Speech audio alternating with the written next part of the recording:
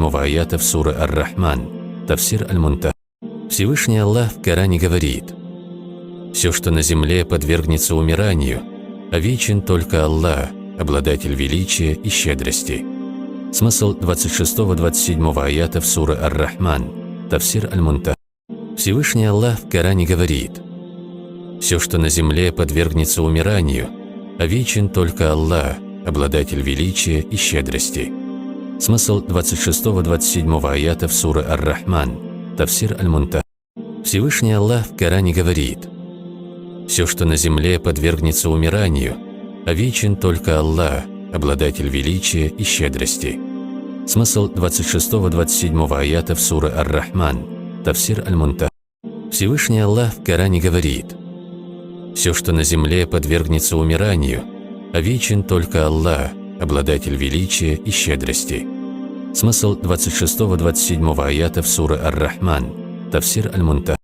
Всевышний Аллах в Коране говорит: «Все, что на земле, подвергнется умиранию, а вечен только Аллах, обладатель величия и щедрости».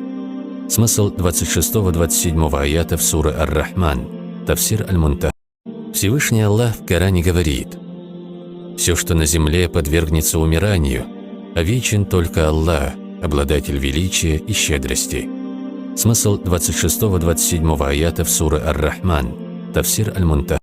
Всевышний Аллах в Коране говорит: «Все, что на земле, подвергнется умиранию, а вечен только Аллах, обладатель величия и щедрости».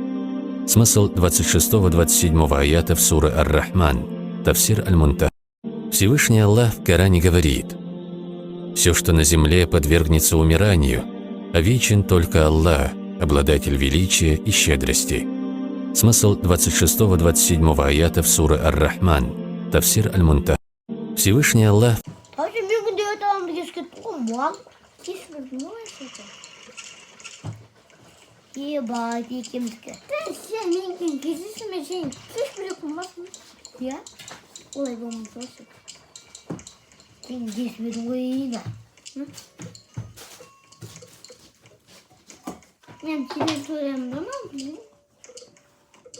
Ya gelirse kimse perdiyor balbum ya. Ey, düğüne çizik basma, rutin yaptım. Ha? Utanamıyorum.